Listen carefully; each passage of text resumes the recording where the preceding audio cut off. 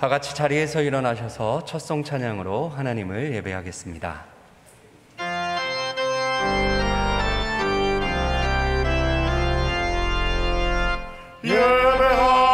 예배합니다. 찬양합니다. 주님만 날 다스리소서. 예배합니다. 찬양합니다. 주님 홀로 높임 받으소서. 그러므로 내 사랑하는 형제들아, 견실하며 흔들리지 말고 항상 주의 일에 더욱 힘쓰는 자들이 되라. 이는 너희 수고가 주 안에서 헛되지 않은 줄 알미라. 할렐루야. 부활의 주님, 승리의 주님, 찬송과 영광을 올려드립니다. 오늘 부활주일 하나님 앞에 나와 예배하게 하시니 감사합니다. 예배하는 심령마다 그리스도 예수 안에 있는 부활의 능력을 풍성하게 경험하게 하여 주옵소서. 감사드리며 부활이요 생명이신 예수님의 이름으로 기도하옵나이다. 아멘.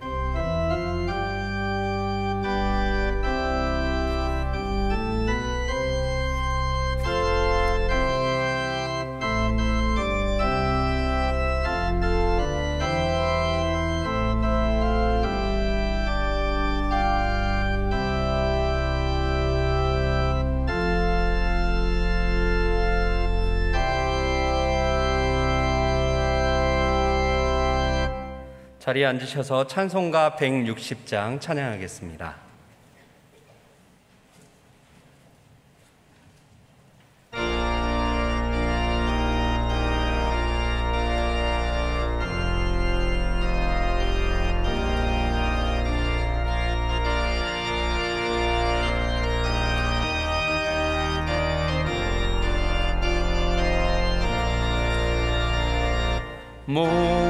무덤에 머물러 예수 내 구주 새벽 기다렸네. 예수 내 주 원수를 다 이기고 무덤에서 살아나셨네.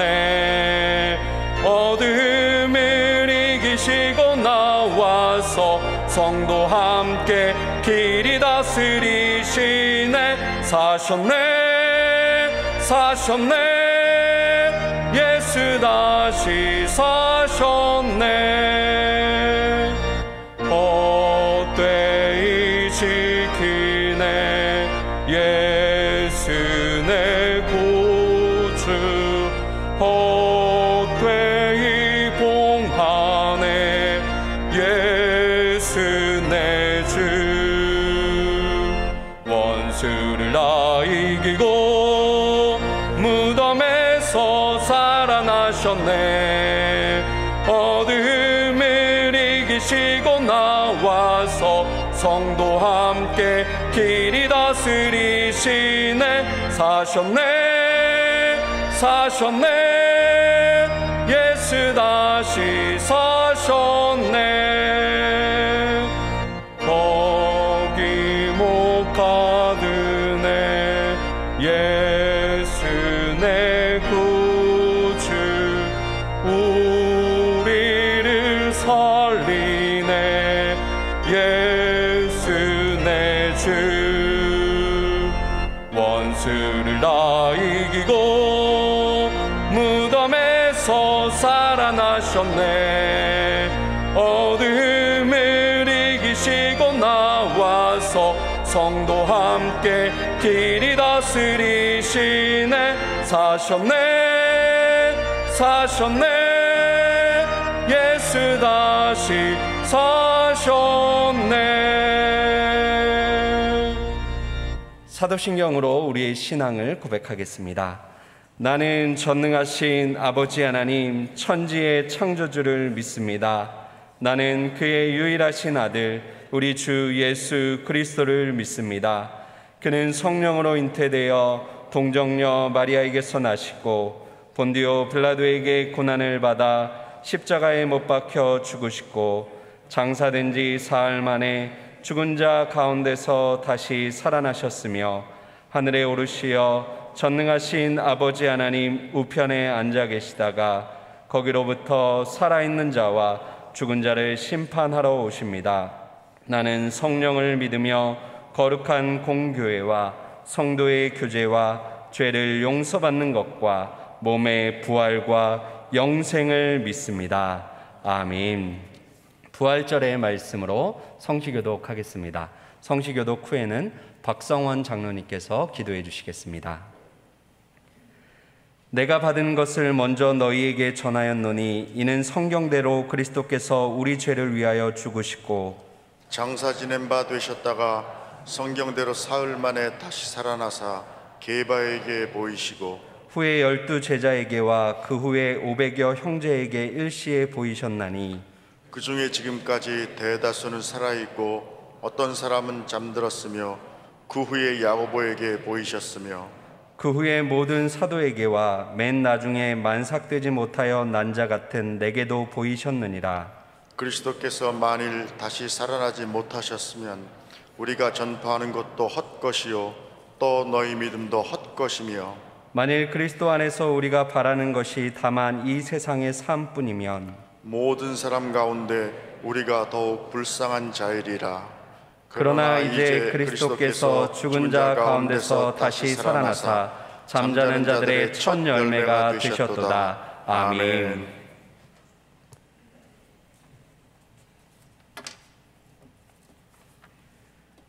나는 부활이요 생명이니 나를 믿는 자는 죽어도 살겠고 무릇 살아서 나를 믿는 자는 영원히 죽지 아니니 이것을 내가 믿느냐.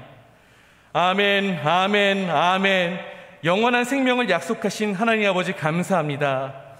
우리를 위해 부활하신 예수님께 모든 찬송과 존귀와 영광과 능력을 올려드립니다. 우리는 이 땅에 소망을 두고 사는 자들이 아니라 하늘에 소망을 둔 천국 백성입니다. 천국 백성으로서 세상의 즐거움을 쫓는 것이 아니라 하늘의 기쁨을 사모하며 누릴 수 있도록 하여 주시고, 혹 때로는 힘들고 어려운 상황, 정말 어둠만이 나의 친구인 상황이 오더라도 좌절하지 말고 넘어지거나 쓰러지지 말며 오직 죽음에서 승리하신 예수님을 바라보면서 담대히 일어나 오히려 주의를 변화시키는 빛과 소금의 사명으로 이 세상을 주의 복음으로 변화시킬 수 있는 주의 동으로 삼아 주시옵소서. 다다음 주부터 시작되는 특별 새벽 기도회를 올해도 허락하여 주셔서 감사합니다. 또한 작년에는 열리지 못했던 축복 부흥성회를 올해 다시 열리게 하여 주셔서 감사합니다. 예비하신 은혜를 기대하며 사모하는 심령으로 준비하게 하여 주시옵소서. 교육기관에서 자라나는 우리 아이들을 축복하여 주시옵소서. 여전히 코로나로 인해 학업과 교회 모두 온라인과 오프라인을 병행할 수밖에 없는 우리 아이들, 학교와 교회에서 많은 추억을 만들 수 있는 1년이라는 시간을 잃어버리게 된 것 같아 너무나도 안타깝습니다. 이들에게 성령님의 특별한 은혜를 허락하여 주셔서 주 안에서 변화받고 주 안에서 성장하여 우리나라뿐만 아니라 세계를 이끌어갈 믿음의 자녀들로 자라나게 하여 주시옵소서. 어려운 순간에도 온라인, 오프라인 열심히 봉사하고 양육하시는 교육자님들과 교사들, 그리고 부모님들을 기억하여 주시고 모두 지치지 않는 힘을 주시며 예비된 축복으로 안아주시옵소서. 각국에서 너무나도 어려운 상황에서도 부활의 주님을 증거하시는 선교사님들에게 영과 육의 건강을 허락하여 주시고 끝까지 축복의 통로로 사용되게 도와주시옵소서. 교회를 위해 많은 고민과 기도를 하시는 담임 목사님에게 주님의 축복을 허락하셔 세상에서 줄 수 없는 안식과 평안을 허락하여 주시고 지치지 않게 하시며 다니엘에게 허락하셨던 지혜와 총명을 허락하여 주시옵소서. 특별히 이 시간 담임 목사님을 통해 권세 있는 말씀을 허락하여 주시고 말씀을 받는 우리들 모두 아멘으로 받을 수 있게 허락하여 주시옵소서. 우리의 찬양 중에 거하시는 하나님 아버지, 새로운 성가대에 준비된 향기로운 찬양을 받아주시고 즐겁게 헌신하는 성가대원들을 축복하여 주시옵소서. 보이지 않는 곳에서 예배를 수종들고 있는 주의 종들을 기억하여 주시고 하나님의 예비된 축복으로 채워 주시옵소서. 감사드리오며 부활이요 생명이신 예수님의 이름으로 기도드렸습니다. 아멘.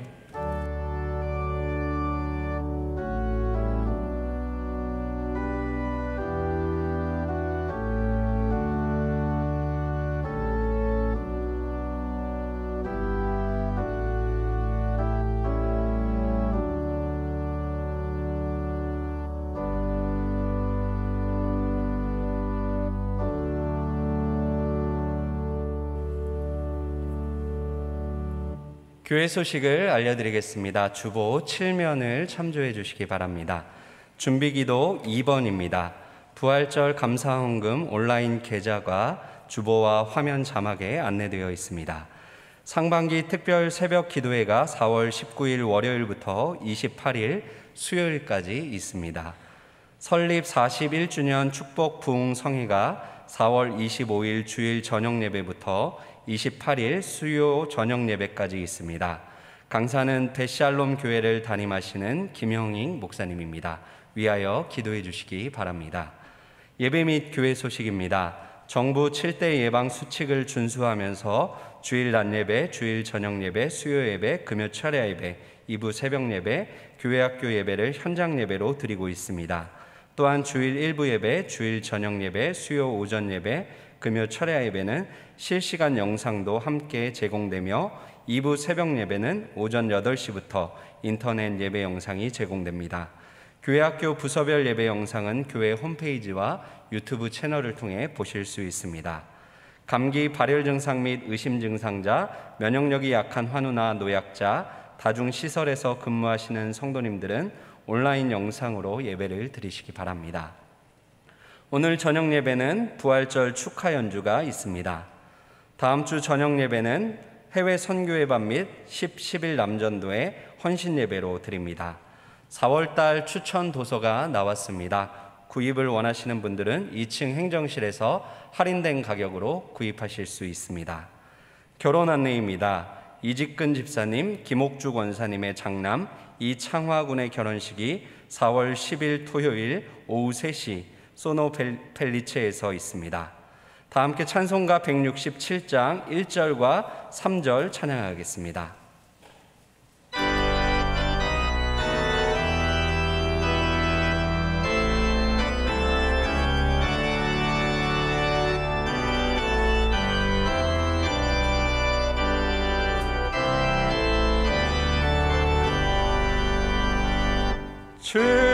즐겁도다 이 날 세세의 할망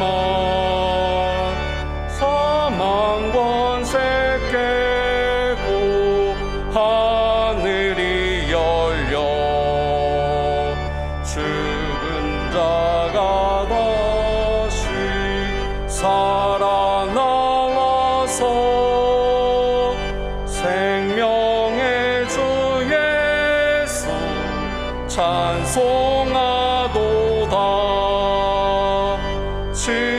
즐겁도다 이 날 세세의 할망 사망 권세 깨고 승리하셨네. 생명의 주 예수 조금 이기고 무덤 문을 열고 살아나셨네. 주의 말씀대로 이루어져서 사흘 만에 다시 살아나셨네. 즐겁도다 이 날 세세의 할망 사망 권세 깨고 승리하셨네.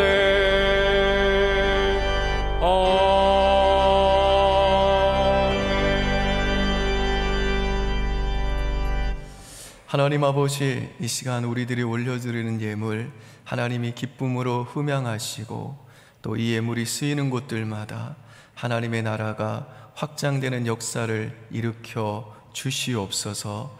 하나님 아버지, 우리 모든 은평의 권속들, 가정과 생업의 현장들마다 우리 부활하신 주님이 주시는 권능과 평안이 가득하도록 은혜 내려 주시옵소서. 이번 한 주간 동안도 주의 백성들을 하나님께서 눈동자와 같이 지켜주시고 바이러스로부터 보호하여 주시옵소서. 생업의 현장마다 주님께서 그 손으로 행하는 일들 복을 주셔서 우리 성도들이 살아가는 데 필요한 모든 것들 하나님이 날마다 넉넉하게 채워 주시옵소서. 우리 사랑하는 자녀들, 청년들 위해서 간절히 기도합니다. 저들이 우리 주님 재림하실 때에 참으로 그 몸이 부활할 것인데 그 위대한 완성의 구원의 날을 볼 수 있도록 이 땅에서 아직 구원받지 못한 이들 그 영혼이 먼저 하나님의 생명으로 거듭나고 부활하는 은혜를 허락하여 주시옵소서. 그래서 우리 자녀들과 청년들 중에 그 어떤 누구도 지옥 가는 이 없게 하시고 천국 백성 되게 하시며 저들의 평생이 부활의 생명과 권능으로 충만한 복된 인생 되도록 은혜 내려 주시옵소서. 저들의 결혼의 문과 태의 문과 직장의 문도 열어 주시옵소서. 하나님 아버지, 군에 가 있고 해외 나가 있는 모든 자녀들에게도 청년들에게도 부활하신 주님께서 친히 저들과 동행하여 주시고 저들의 불성곽이 되어 주시옵소서. 직장 없는 청년들, 진학의 문을 두드리는 자녀들, 아버지 하나님 직장을 허락하여 주시고 진학의 문을 허락하여 주시옵소서. 오늘도 하나님의 그 치유의 손길 기다리고 있는 마음이 아픈 우리 성도들과 또한 육체의 질병 때문에 신음하는 성도들이 있사오니 부활하신 권능의 주님, 죽은 가운데서 살아내신 그 부활의 권능으로 우리 사랑하는 성도들 찾아가 주셔서 회복되고 치유되는 역사를 허락해 주시옵소서.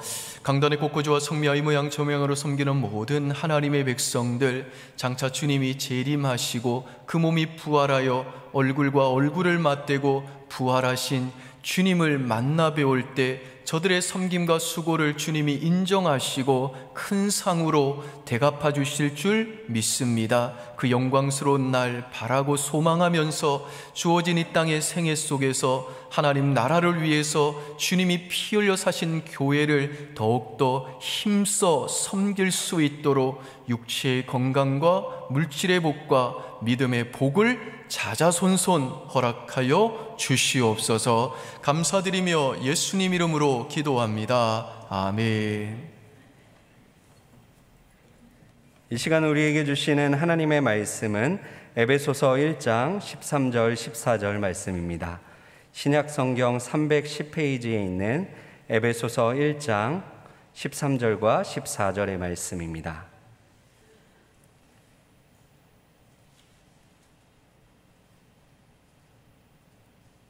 에베소서 1장 13절 14절 말씀 봉독해 드리겠습니다. 그 안에서 너희도 진리의 말씀 곧 너희의 구원의 복음을 듣고 그 안에서 또한 믿어 약속의 성령으로 인치심을 받았으니 이는 우리의 기업의 보증이 되사 그 얻으신 것을 속량하시고 그의 영광을 찬송하게 하려 하심이라. 아멘. 사론 성가대에서 준비한 찬양 하나님께 올려드리겠습니다.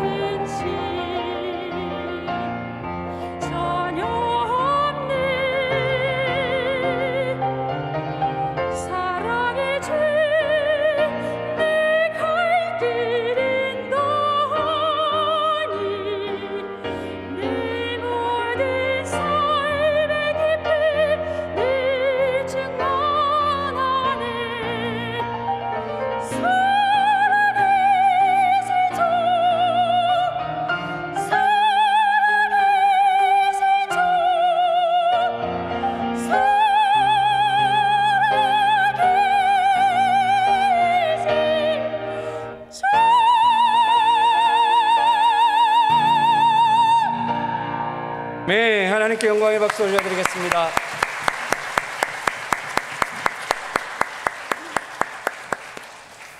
담임 목사님께서 말씀 전하시겠습니다. 네, 우리 권효선 집사님 은혜로운 찬양 고맙습니다. 부활하셔서 지금도 살아계신 우리 주님께서 기쁨으로 받아주셨는 줄 믿습니다. 오늘은 우리 주님이 죽음을 이기시고 다시 살아나신 기쁘고 영광스러운 부활 주일입니다. 우리 옆에 있는 분들과 이렇게 한번 인사하겠습니다. 부활의 기쁨이 가득하시기를 축복합니다.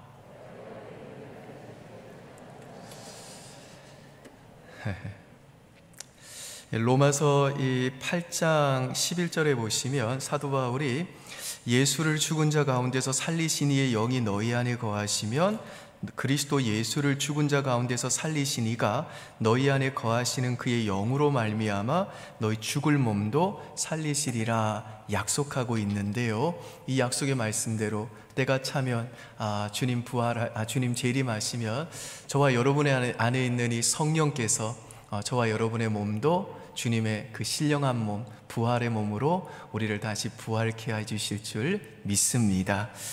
오늘은 이제 4절 암송 우리 할 참이시죠? 한번 4절을 먼저 한번 제가 읽어드릴게요. 그 창세전에 그리스도 안에서 우리를 택하사 우리로 사랑 안에서 그 앞에 거룩하고 흠이 없게 하시려고인데 한번 저를 보시고 한번 4절을 암송하시되 자신 없는 분들은 너무 괴로워하지 마시고 성경 보고 하시면 되겠습니다. 4절입니다. 시작.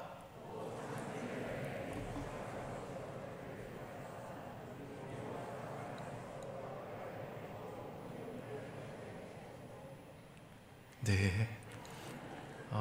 끝으로 갈수록 하셨던 것 같은데, 자 3절 4절 한번 같이 한번 해볼까요? 시작. 찬송하리로다 하나님 곧 우리 주 예수 그리스도의 아버지께서 그리스도 안에서 하늘에 속한 모든 신령한 복을 우리에게 주시되 곧 창세전에 그리스도 안에서 우리를 택하사 우리로 사랑 안에서 그 앞에 거룩하고 흠이 없게 하시려고. 아멘.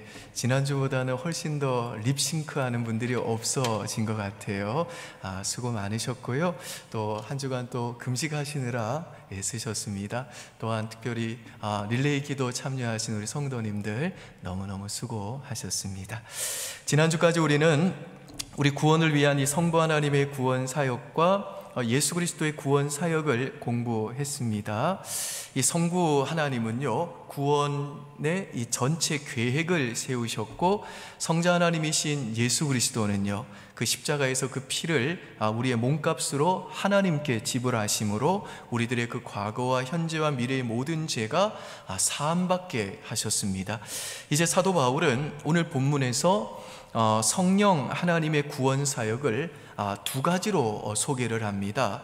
첫 번째, 우리 구원을 위한 이 성령 하나님의 구원 사역은요, 우리에게 인을 쳐 주시는 겁니다. 여러분, 우리 주변에 보면 이 복음에 이 무관심하거나 심지어는 복음을 아주 강하게 거부하는 분들도 계십니다만은, 어떤 분들은요, 자기가 정말 예수를 믿고 싶어도 믿어지지가 않아가지고 믿을 수가 없다고 하는 분들도 계십니다. 그분들은 자기 나름대로 성경도 공부해보고 예배에도 참석해보고 신앙서적도 읽어보고 목사를 만나서 이야기를 해봐도 도무지 안 믿어진다는 겁니다. 여러분, 왜 그럴까요? 왜냐하면 이 믿음이라는 것은 내가 가지겠다고 해서 가질 수 있는 것이 아니라 성령께서 초자연적인 능력으로 우리 안에 역사하셔야만 가질 수 있기 때문에 그렇습니다. 오늘 본문에서 사도 바울은 우리들이 예수를 믿고 구원받게 하시는 이 성령의 초자연적인 사역을 말씀하고 있습니다. 13절 한번 보실까요? 제가 한번 읽습니다. 그 안에서, 그리스도 안에서라는 뜻이죠. 너희도 진리의 말씀, 곧 너희의 구원의 복음을 듣고 그 안에서 또한 믿어. 여기에서 너희라고 하는 이 대명사는 이 바울이 전한 그 복음을 듣고 예수를 믿게 된 에베소에 있는 그 성도들을 가리킵니다. 근데 사도 바울이 하는 말이 뭐냐면, 성령께서 그들이 예수를 믿게 하시려고 먼저 그 진리의 말씀, 그 바울이 전한 복음의 말씀을 듣게 하셨다라고 하는 겁니다. 하지만 그들이 복음의 말씀을 들었다고 해서 예수를 믿을 수 있는 건 아닙니다. 그들이 예수를 믿게 된 이유는 뭐냐면, 그 복음의 말씀이 선포될 때 성령께서 그들의 마음에 초자연적인 능력으로 역사하셨기 때문에 예수를 믿게 된 겁니다. 이 좋은 예가 사도행전 16장에 나오는데요, 거기에 보시면 이 사도 바울이 2차 선교 여행 중에 빌립보에 가서 기도할 처소를 찾다가 강가에 가게 됩니다. 그 강가에 갔더니 아낙네들이 있어가지고 바울이 그들에게 복음을 전했습니다. 그랬더니 그 아낙네들 중에 루디아라고 하는 그 자주장사가 바울이 전한 그 복음을 듣고 예수를 믿고 이제 유럽에서 최초로 그리스도인이 됩니다. 근데 루디아가 어떻게 복음을 믿게 되었는지 사도행전 16장 14절을 한번 보실까요? 제가 한번 읽습니다. 두아디라시에 있는 자색옷감 장사로서 하나님을 섬기는 루디아라고 한 여자가 말을 듣고 있을 때, 같이 한번 읽습니다. 주께서 그 마음을 열어 바울의 말을 따르게 하신지라. 이 말씀에 보면 사도 바울이 전한 복음을 루디아가 믿기 전에 먼저 어떤 일이 일어났나요? 주께서 그 마음을 여셨대요. 이건 다른 말로 하면 성령께서 그 루디아의 마음에 초자연적인 능력으로 역사하셨다는 겁니다. 그래서 바울이 전한 그 복음을 들은 그 아낙네들 중에서 루디아만이 그 예수를 믿게 되었다는 겁니다. 마찬가지로 오늘 본문 13절에서 사도 바울이 말하는 게 뭐냐면, 에베소에 있는 그 성도들이 예수를 믿고 구원받은 이유는 성령께서 그들에게 바울을 보내셔서 그들이 바울이 전한 복음을 듣게 하셨을 뿐만 아니라 성령께서 이 복음을 듣는 그들의 마음을 열어주셨기 때문에, 그들의 마음에 초자연적인 역사로 임해 주셨기 때문에 그들이 예수를 믿게 되었다는 겁니다. 이어서 사도 바울은 에베소에 있는 성도들이 그렇게 복음의 말씀을 듣고 예수를 믿어 약속의 성령으로 인치심을 받았다라고 말씀합니다. 13절 다시 보시죠. 그 안에서 너희도 진리의 말씀 곧 너희의 구원의 복음을 듣고 그 안에서 또한 믿어, 같이 읽습니다. 약속의 성령으로 인치심을 받았으니. 이게 무슨 말인고 하면, 예수를 믿는 모든 사람들은 예수를 믿는 그 순간 한 사람도 예외 없이 성령을 받게 되고 또 그 약속의 성령으로 인치심을 받았다라는 겁니다. 백화점에서 마케팅을 합니다. 20만 원 이상 사면 고급 프라이팬을 하나 선물로 주겠다고 약속했습니다. 그러면 20만 원어치를 구매했다는 그 영수증만 있으면 누구나 그 프라이팬을 선물로 받을 수 있습니다. 그거 받으려고 토플 점수 900점 이상 받을 필요가 없습니다. 프라이팬을 이 선물로 받기 위해서 외국 유학 갔다 올 필요도 없는 겁니다. 누구나 다 그날 20만 원 그 구매 영수증만 들고 가면 못생겼으니까 못 준다고 말 못합니다.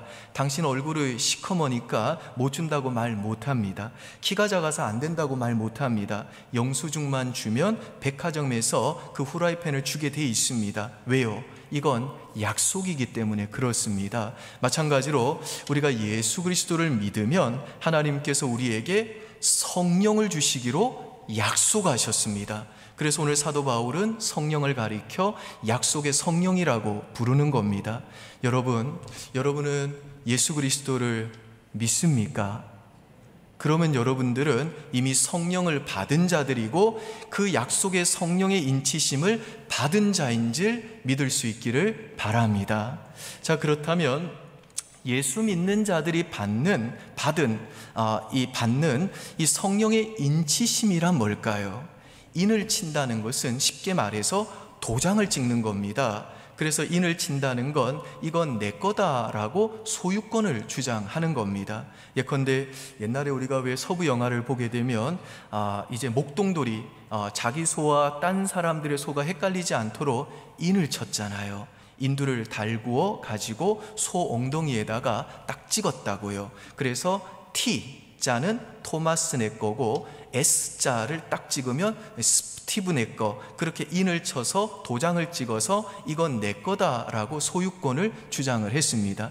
마찬가지로 우리들이 예수 믿는 순간 우리들이 약속의 성령으로 인침을 받았다는 것은 나는 이제 하나님의 거다, 하나님의 소유다, 그래서 이제는 아무도 하나님의 손에서 나를 빼앗아갈 자가 없다라고 하는 우리가 하나님의 거라는 확실한 증표를 우리가 받았다라는 뜻입니다. 그래서 우리들이 예수를 믿고 약속의 성령으로 인치심을 받았다라고 하는 이 말은 우리가 받은 구원은 절대적으로 안전하다라는 의미가 있는 겁니다. 왜냐하면 하나님이 우리에게 성령으로 인을 쳐셨다라는 것은 하나님께서 이제 자신의 소유가 된 우리를 이 땅에서 하나님 자녀답게 거룩하고 흠이 없게 만드셔가지고 반드시 저 천국까지 안전하게 실패하지 않고 데리고 가신다는 뜻이기 때문에 그렇습니다. 여러분, 우리가 집을 살 때에 계약서에다가 내가 그 집을 사겠다고 계약금을 지불하고 서명을 하면 이제 법적으로 계약이 성사가 됩니다. 물론 남은 금액을 다 지불할 때까지는 은행이 그 담보권을 가지고 있다고 하더라도 계약금을 지불하고 계약을 하고 나면 그 집을 내 집이라고 말해도 괜찮은 겁니다. 대출을 받았어도 대출금을 지불하는 한에서는 아무도 이제 그 집을 나에게서 빼앗아 갈 수 없을 뿐만 아니라 집문서도 이제는 내 이름으로 할 수 있습니다. 이때 계약서에다가 내가 서명을 하는 것이 바로 인을 치는 겁니다. 도장을 찍는 겁니다.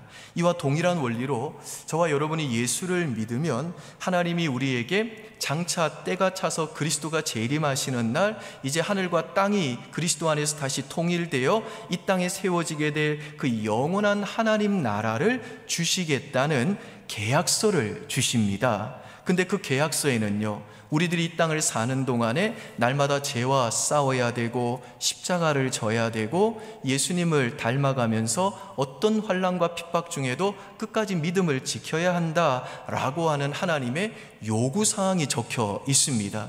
그런데 우리가 성령으로 인치심을 받았다라고 하는 말은 무슨 뜻인가 하면 하나님의 그 요구사항이 적혀 있는 그 계약서에다가 내가 사인을 하는 게 아니라 성령께서 우리를 대신해서 사인을 해 주셨다라는 겁니다.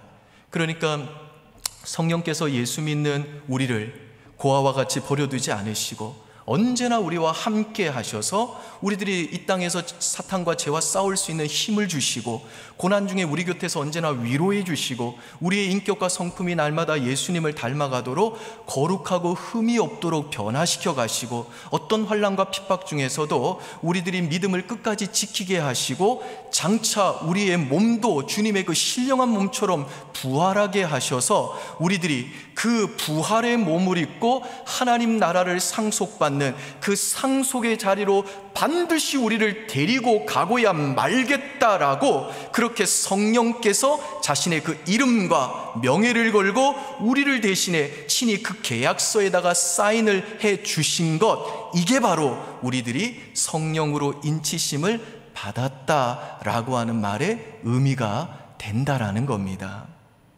그래서 예수님은 우리 안에 계시는 이 성령님을 가리켜 보혜사다라고 부르셨습니다. 요한복음 14장 16절 보실까요? 여러분이 한번 읽습니다. 시작.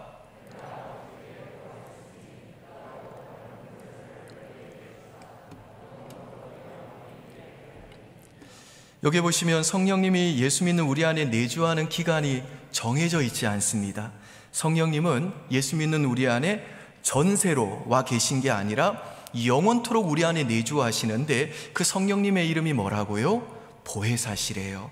보혜사라는 이 헬라어는 파라클레토스라고 하는데, 파라라고 하면 내 곁에, 내 옆에라는 뜻인데, 그냥 뭐 옆에 있는 것이 아니라 바짝 붙어 있다라는 뜻입니다. 그리고 클레토스는 헬퍼, 즉 돕는 자라는 뜻입니다. 그러니까 성령님은요, 예수 믿는 내 옆에 바짝 붙어가지고 내가 하나님의 자녀로 합당하게 살도록 나를 도와주시고, 나를 언제나 진리 가운데로 인도해 주시고, 사탄과 악으로부터 나를 보호해 주시고, 그리스도를 닮아가도록 나를 성화시켜 가시고, 내가 끝까지 내 믿음을 지킬 수 있도록 나를 붙들어 주시고, 내가 그리스도에게 헌신하게 하시고, 내 인생과 내 구원이 절대로 실패하지 않도록 끝까지 책임져 주시는 우리들의 보혜사시라는 겁니다.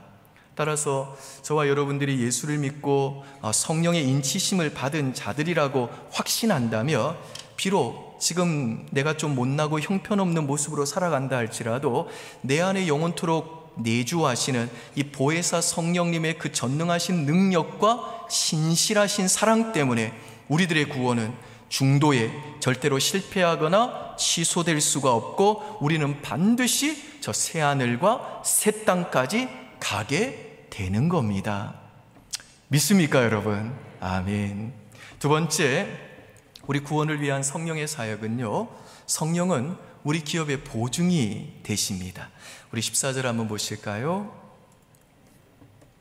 같이 한번 읽습니다. 이는 우리 기업의 보증이 되사 그 얻으신 것을 속량하시고 그의 영광을 찬송하게 하려 하심이라. 여기에 보시면 7절에도 언급되어 있는 속량이라는 단어가 다시 나와가지고 이 말씀이 언뜻 우리에게 무슨 뜻인지 잘 이해가 안 되는데요, 이걸 표준 세번역 성경으로 보게 되면 이 말씀의 의미가 좀 더 명확하게 우리들에게 다가옵니다. 표준 세번역 성경으로 이 14절 말씀 보실까요? 제가 한번 읽겠습니다. 이 성령은 하나님의 소유인 우리가 완전히 구원을 받을 때까지 우리 상속의 보증이시며 우리로 하여금 하나님을 찬미하게 하십니다. 그러니까 이게 무슨 말이냐면, 이제 장차 때가 돼서 그리스도가 재림하실 때에 우리의 구원이 최종적으로 완성이 되고, 우리들이 그 성령의 능력에 의해서 부활한 몸을 가지고 이제 하나님 나라를 기업으로 상속을 받을 때까지 우리 안에서 우리가 장차 받을 그 기업의 보증이 되어 주시는 것, 이게 바로 우리 구원을 위한 성령의 사역이라는 겁니다. 여러분, 그렇다면 성령께서 예수 믿는 우리의 그 기업의 보증이 되신다라고 하는 이 말은 무슨 뜻일까요?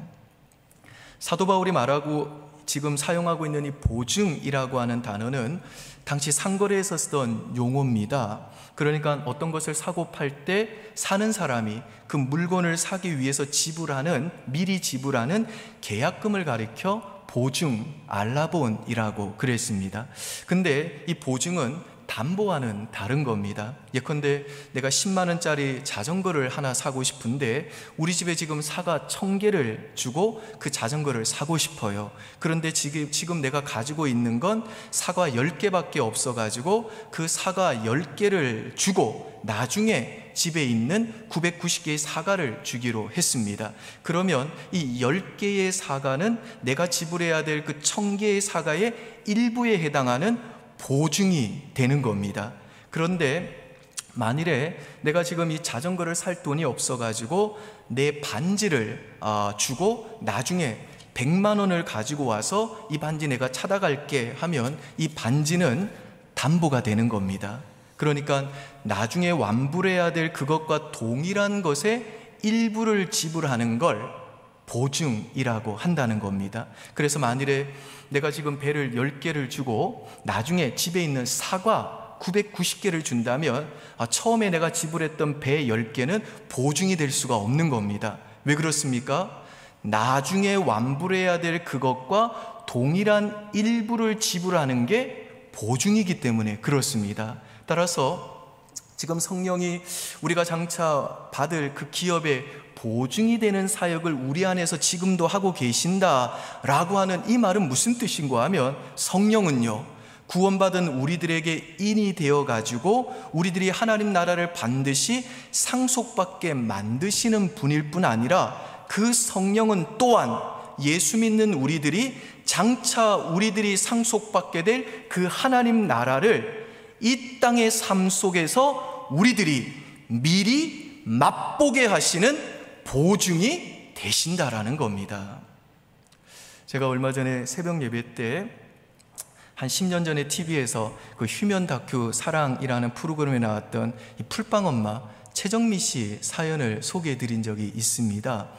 이 최정미 씨는요 38살밖에 안 된 젊은 안학입니다. 그분에게는 7살 난 딸 은서와 4살 된 아들 홍현이라는 아들이 있었어요. 이분은 나면서부터 척추장애와 소아마비를 앓았던 1급 장애인입니다.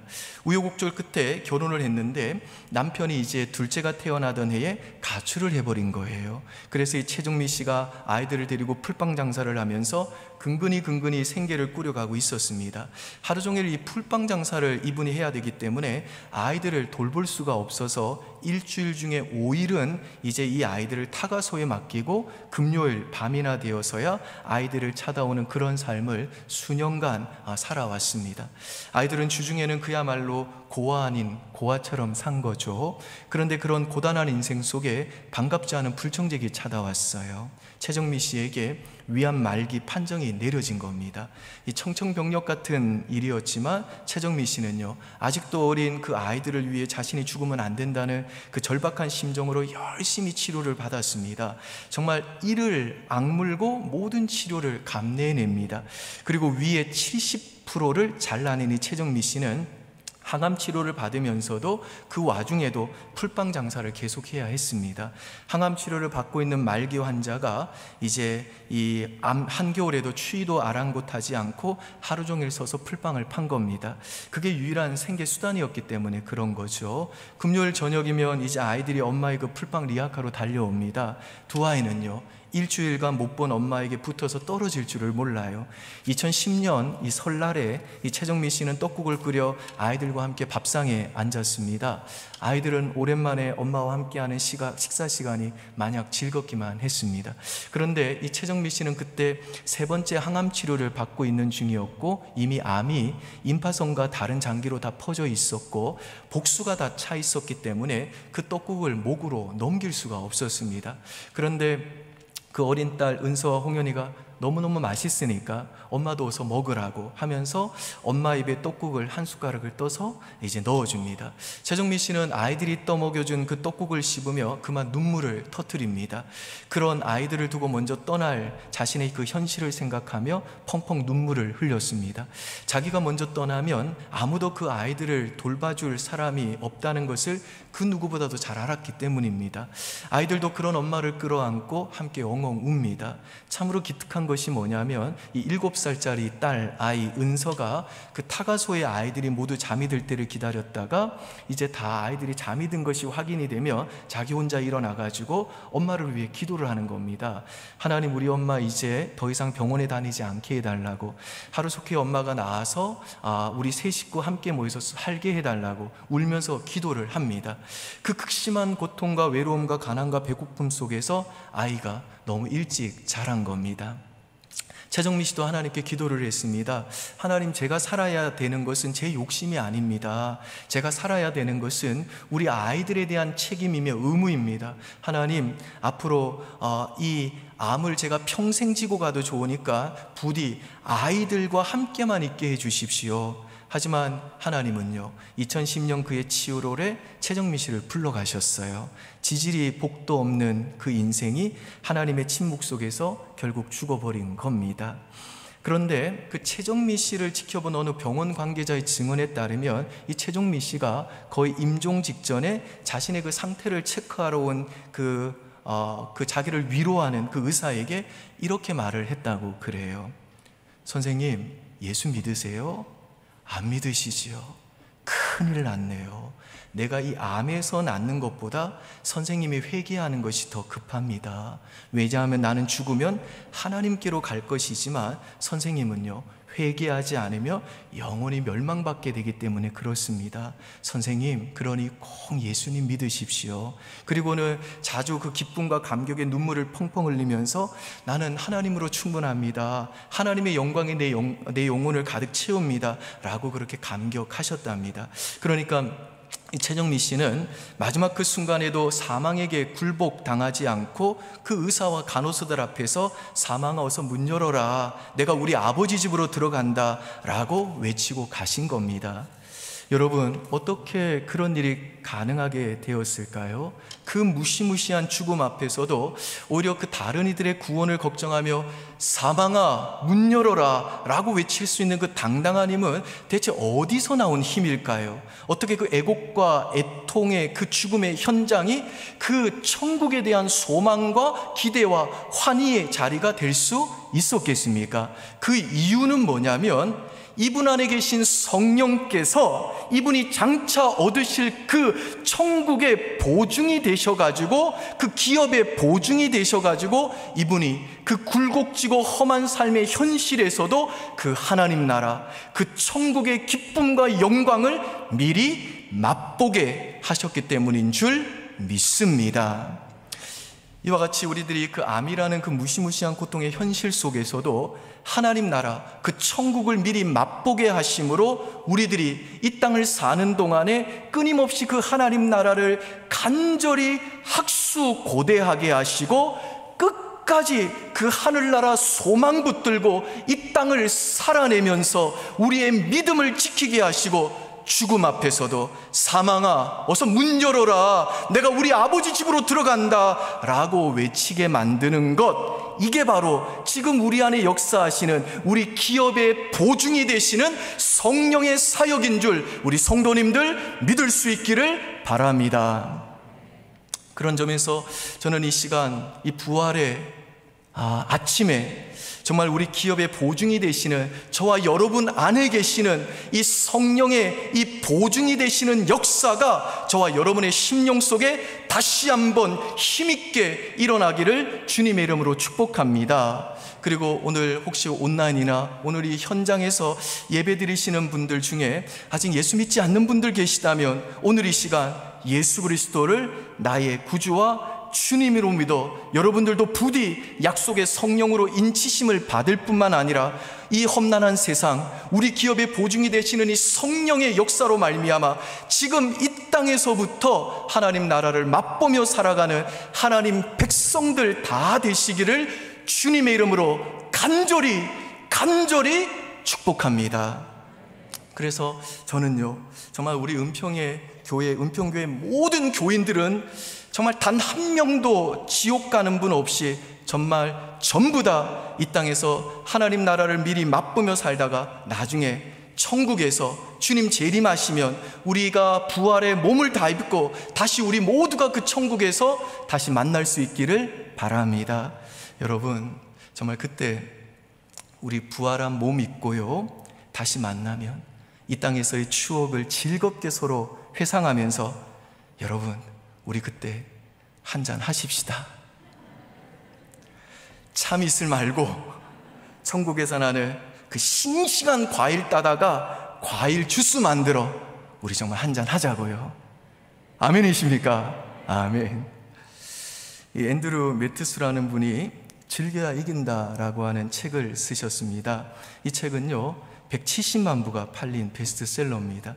이 앤드루 매튜스가 즐겨야 이긴다라고 하는 이 책에서 남에게 부탁할 줄 아는 즐거움을 배우라고 그랬어요. 그러니까 자존심이 강해서 자기가 모든 사건의 중심이 되고 자기가 다 해결해야 그 마음이 안심이 되는 사람들이 있는데, 그런 사람들은 인생을 즐길 수가 없다라는 겁니다.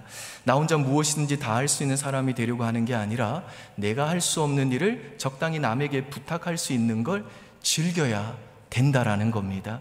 남에게 부탁하는 것도 그 사람의 능력이라는 겁니다. 그리고 내가 못하는 걸 남에게 부탁하면 그 부탁받은 사람에게는 그게 자부심이 되고 또 그 사람의 가치를 높여주고, 그리고 그 사람이 정신적으로도 건강한 사람이 될 수 있기 때문에 남에게 부탁하는 걸 부끄러워하지 말라 그랬습니다. 남에게 부탁하는 것을 부끄러워하는 사람들은요, 자기 중심주의가 강한 사람입니다. 이런 사람들은 신앙생활의 영역에 있어서도 하나님께 부탁하는 것도 민망스러운 거예요. 어떻게 내가 할 일을 주님께 해달라고 그래? 그건 안 되지. 이러면 믿음을 못 가진다는 겁니다. 여러분, 아마 여러분 중에도 그런 분들이 계시리라 제가 생각이 드는데, 제가 이 최근에 이 코로나가 장기화되면서 이상하게 자꾸만 몸도 지치고 마음도 우울해져 가지고 이 목회에 자신이 없어지고 사역이 그냥 짐처럼 무겁고 그렇게 느껴져서 즐거움이 없어졌습니다. 특별히 최근에 저희 교인들 중에 갑자기 암이 발견되거나 또 예기치 않은 질병이 발생돼 가지고 고생하는 분들이 많았어요. 그래서 제가 신유의 은사라도 있으면 제가 기도하면 그냥 우리 성도들이 회복되고 치유되면 좋겠는데, 제가 그렇게 능력 있는 목사가 아니잖아요. 그러니까 우리 성도들의 그 아픔을 그냥 지켜보고 기도할 수밖에 없어서 내가 참 무능한 목사구나 라는 무력감이 몰려왔습니다. 더군다나 요즘에는 이제 막 무섭게 자라나는 제 새 아이들을 볼 때마다 제가 정말 얘네들을 하나님의 사람으로 키울 자신이 없어지는 겁니다. 그래서 집에서도 제가 마치 무능한 아버지가 된 것 같아서 즐거움이 없는 거예요. 그러다가 제가 이 앤드루 매튜스가 쓴 즐겨야 이긴다, 남에게 부탁하는 즐거움을 배워라 이 말을 듣는 순간에 제 무릎을 딱 쳤습니다. 내가 목사가 되어가지고 성령님을 믿는다고 하면서도, 그리고 성령님에 대해서 설교도 하고 말을 많이 하면서도 정작 내 곁에 바짝 붙어서 언제나 나를 도우시는 전능하시고 전지하시고 긍휼과 사랑이 충만하신 나의 헬퍼가 되시는 보혜사 성령님께 내가 내 목회를, 내 가정생활을, 내 자녀들을, 우리 성도님들의 기도 제목을 즐겁게 맡기지를 못했구나. 그래서 내가 요즘에 즐거움이 없었던 거구나 라는 걸 깨닫게 되었습니다. 그러면서 저에게 퍼떡 떠오르는 말씀이 뭐냐면 로마서 8장 26절이었어요. 거기 보면 성령이 친히 우리 연약함을 도우신다 라고 말씀하는데, 이게 무슨 말인가 하면 성령은요, 우리가 기도할 때에 우리 곁에 바짝 붙어가지고 우리가 짊어지는 그 인생의 무거운 짐을 우리와 함께 전능하신 팔로 들어주심으로 우리를 반드시 도와주시는 분이라는 겁니다. 그래서 제가 그 말씀 붙잡고, 그래, 내가 겸손히 내 무능함을 인정하고 내 목회도, 내 가정생활도, 내 자식들의 장래도, 그리고 우리 성도님들의 그 기도 제목도 성령님께 즐겁게 맡기자 하고 기도하기 시작했는데, 정말 성령께서 제 곁에 바짝 붙어가지고 제 인생의 짐을 들어주시더라고요. 그리고 그러니까 신기하게도 다시 제 심령 속에 즐거움이 솟아나는 걸 제가 체험했습니다. 사랑하는 우리 성도 여러분, 우리가 살다 보면요, 무능해질 때가 있습니다. 저도 수없이 저의 이 무능함 때문에 주저앉을 때가 있습니다. 한 걸음도 정말 앞으로 나아갈 수 없는 그런 마음의 절망감이 제 마음을 짓누를 때가 많습니다. 그리고 살다 보면 내가 왜 살아야 되는지 모르겠고 그냥 내 인생과 사업이 멈춘 것만 같을 때가 있습니다. 내 힘으로는 도저히 빠져나갈 길이 없을 때가 있습니다. 내 자식을 보면요, 그 자식의 인생이 정말 그대로 주저앉을 것만 같은 두려움에 빠질 때가 있습니다. 여러분, 이럴 때 우리는 어떻게 해야 될까요? 그냥 주저앉아 있어야 되나요? 여기서 끝내야 되나요? 아닙니다. 아닙니다. 우리 성도님들, 절대로 그러면 안 됩니다. 그럴 때 우리는 보혜사 성령이 지금 내 안에서, 내 곁에서 내 바짝 붙어가지고 나를 돕고 계신 걸 믿고 그 성령께 무릎 꿇고 그분께 내 인생의 모든 문제를 즐겁게 맡겨야 되는 줄 믿습니다.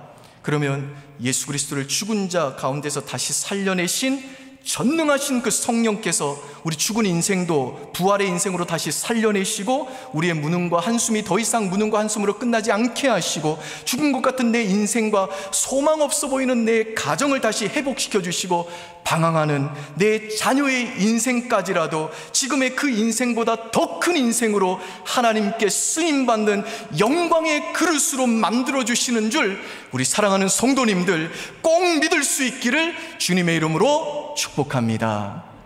그래서 이 믿음 가지고 여러분의 그 인생의 짐을 부디 홀로 지려고 하지 마시고 여러분의 그 인생의 짐의 무게가 느껴질 때마다 우리 구원의 인과 우리 기업의 보증이 되시고 언제나 우리를 도우시는 보혜사 되시는 그 성령님께 그 인생의 짐을 들어달라고 즐겁게 부탁하심으로 여러분에게 주어진 그 한 번뿐인 인생, 장차 주님 재림하셔서 저와 여러분도 그 몸이 부활하여 하나님 나라를 상속받을 그날까지 부디 즐겁게 노래하면서 사시기를 주님의 이름으로 축원드립니다. 아멘. 기도하겠습니다.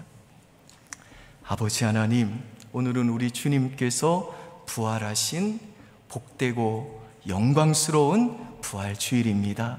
거룩하신 성령의 능력으로 우리 주님께서 우리의 죄값을 다 지불하셨고 우리의 구원을 성공하셨다라고 하는 확증으로 우리 주님을 부활케 하신 거 감사합니다.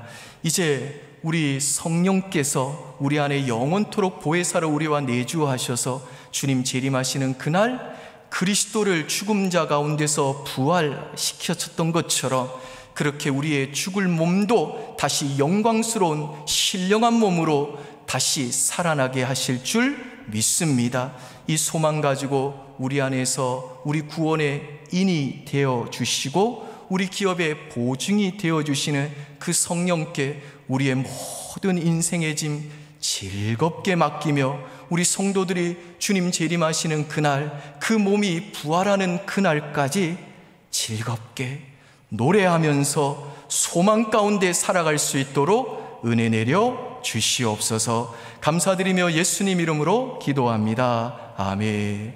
우리 다 함께 자리에서 일어나셔서 하나님께 찬송하시겠습니다.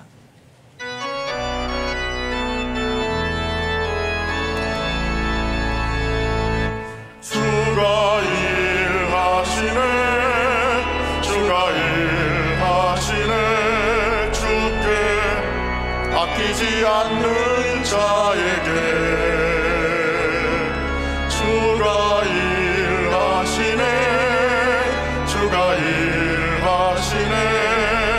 신뢰하며 걷는 자에게 우리 주 예수 그리스도의 은혜와 하나님의 극진하신 사랑과 성령의 위로교통 충만하심이 때가 차서 그리스도가 재림하시는 날 성령께서 우리의 몸도 주님의 그 신령한 몸으로 부활케 하시는 그날을 바라보면서 이 땅을 사는 동안 언제나 우리 안에 내주하사 우리의 구원의 인이 되어주시고 우리 기업의 보증이 되어주시는 그 성령께 우리의 인생의 짐 즐겁게 맡김으로 그 성령님과 동행하며 즐겁게 노래하면서 이 짧은 인생 멋지게 살기로 결단하고 돌아가는 우리 은평의 모든 권속들 머리머리 위에, 가정과 일터 우리의 자녀들과 청년들의 장래 위에 이제로부터 영원 무궁토록 함께 있을지어다. 아멘.